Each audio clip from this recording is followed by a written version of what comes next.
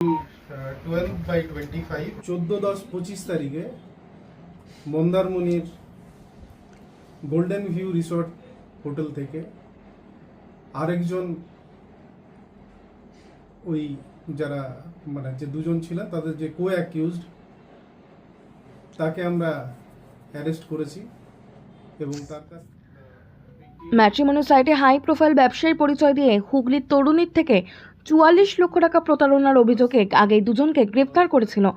এবার প্রতারণা চক্রের মূল পাণ্ডাকে মন্দারমণির একটি রিসর্ট থেকে গ্রেফতার করল হুগলি জেলা গ্রামীণ পুলিশের সাইবার সেল। অভিযুক্তর আসল নাম জামির আব্বাস, বাড়ি হুগলির খানাকুলে। প্রতারণা চক্রের সাথে যুক্ত দুজন অভিযুক্তকে গ্রেফতার করেছিল পুলিশ।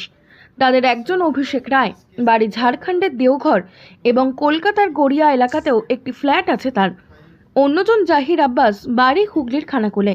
এরা দুজনের প্রধান অভিযুক্ত জামির আব্বাসের ম্যানেজার হিসেবে পরিচয় দিয়ে প্রতারণা চক্র চালাতো।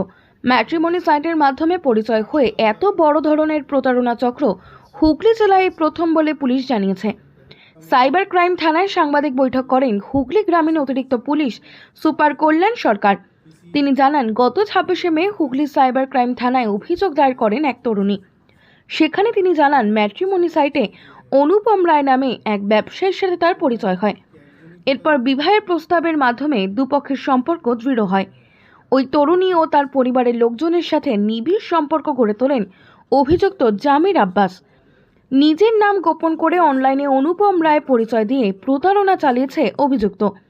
কিছু অর্থের প্রয়োজন টোপ দিয়ে অভিযুক্ত ধাপে ধাপে মোট 5টি অ্যাকাউন্ট থেকে ৪৪ লক্ষ টাকা হাতিয়ে নেয় তরুণীর পরিবারের থেকে। প্রতারণার শিকার হয়েছেন বুঝতে পেরে তরুণীর পরিবারের লোকজন হুগলি জেলা গ্রামীণ পুলিশের সাইবার থানায় অভিযোগ দায়ের করেন। তারপরেই পুলিশ নির্দিষ্ট ধারায় মামলা রুজু করে তদন্ত শুরু করে। তদন্তে নেমে প্রতারকদের ম্যানেজার হিসেবে পরিচয় দেওয়া অভিষেক রায়কে গ্রেপ্তার করে পুলিশ। এবার সেই অভিযুক্তকে মন্দারমণির একটি রিসর্ট থেকে গ্রেপ্তার করা হয়। চন্দননগর আদালতে তোলা হলে 7 দিনের পুলিশি হেফাজতের নির্দেশ দিয়েছে আদালত। আমরা জুলাই মাসে ওই দুজন মিস্টার অভিষেক এবং জাহির, এই দুজনকে আমরা অ্যারেস্ট করেছিলাম এবং আপনাদের সামনেও আমরা একটা প্রেস ব্রিফ করে জানিয়ে দিয়েছিলাম। তারপরে সেই সময় আমরা জানিয়েছিলাম যে তদন্ত চলছে, পরবর্তীকালে যদি মানে যখন আমরা আরও ডিটেলসে জানতে পারবো তখন আপনাদের জানাবো। গত 14-10-25 তারিখে মন্দারমণির গোল্ডেন ভিউ রিসর্ট হোটেল থেকে আরেকজন ওই যারা মানে যে দুজন ছিলেন তাদের যে কো অ্যাকিউজড তাকে আমরা অ্যারেস্ট করেছি এবং তার কাছ থেকে বেশ কিছু সামগ্রী আমরা সিজ করেছি যেগুলো ক্রাইমে ইউজ হয়েছে। এই সামগ্রীগুলোর মধ্যে আছে দুটো মোবাইল ফোন, একটা ওয়াইফাই ডিভাইস যেটা আমরা কমনলি জিও5 বলে জানি, জিওর যে ডিভাইসটা থাকে যেটার থেকে মোবাইলে ওয়াইফাই কানেক্ট করা যায়,